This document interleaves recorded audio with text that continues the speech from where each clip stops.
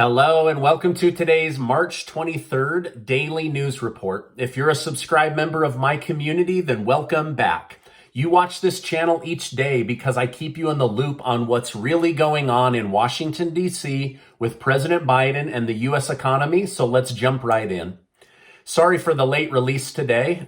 It's just been an off day, but I've got a lot to share with you, so I'm here now, and let's go ahead and just jump right into it. President Biden has officially arrived in Brussels tonight to meet with other foreign leaders that make up the U.S.-NATO alliance. The plan is to brainstorm new sanctions against Russia and Vladimir Putin, while at the same time figuring out new ways to strengthen Europe against common enemies. There will also be talks about adding the country of Finland to the NATO alliance. $800 million of U.S. weaponry will arrive in Ukraine from the United States later this week. The Pentagon has decided, after extensive research, that some of Vladimir Putin's actions have broken the rules of war, and he should be held accountable for war crimes. They did not say what those war crimes were at this point. Russia has announced all United States diplomats must leave Russia immediately as Putin sees the United States doing irreparable damage to the Russia-U.S. relationship.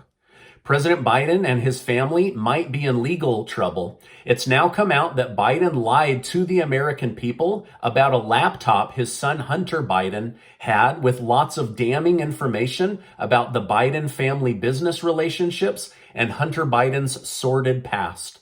I first saw this story in the fall of 2020, but it was dismissed as Russian disinformation.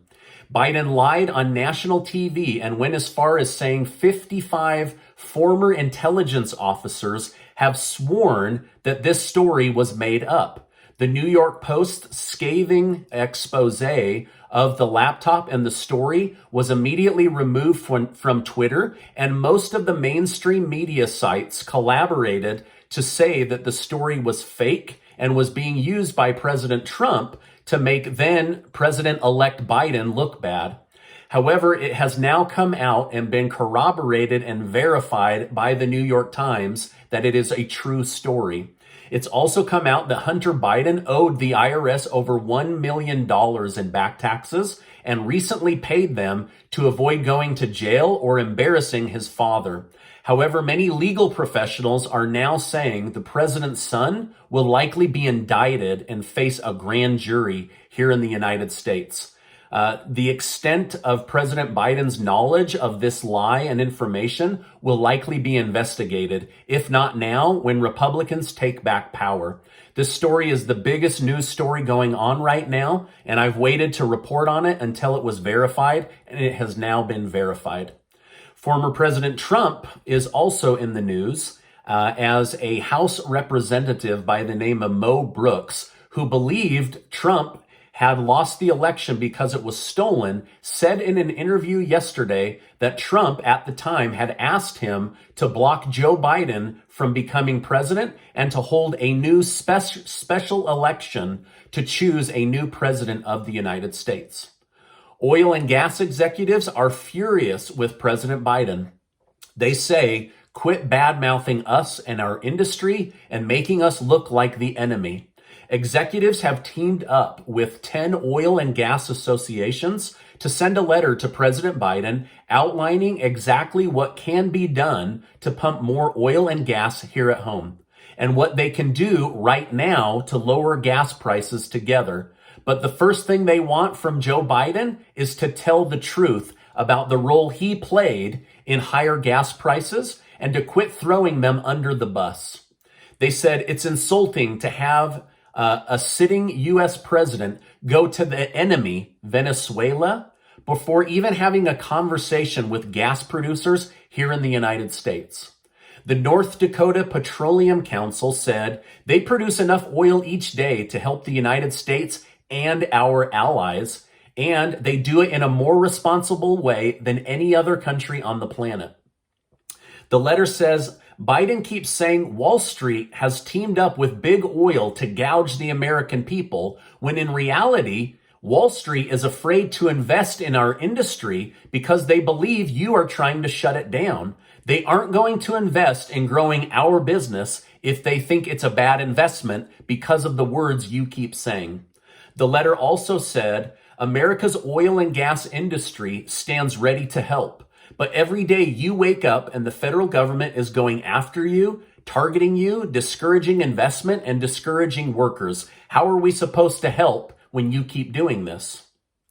Republicans and Democrats continue to fight during the vetting of the new Supreme Court justice. Vladimir Putin announced that in order to protect his country, all oil and gas purchases must be purchased using the Russian ruble, not the US dollar. No country likes this, but they must comply or lose access to Russian energy. So basically, Putin has these people by the neck, for lack of a better word, right? And so they've got to exchange US dollars to Russian rubles, strengthening the ruble, and then bending to the will of Vladimir Putin. The IRS announced today that there is close to $2 billion in stimulus fraud, and that's only based on the obvious cases they are looking at right now. The government said there are likely billions and billions and billions of dollars of stimulus fraud that they will have to investigate over the coming years. A new poll showed the American people think very different than the White House. The White House says your high bills and gas prices are to be blamed on Vladimir Putin, then the oil and gas companies, and lastly, the White House might have a little responsibility in inflation.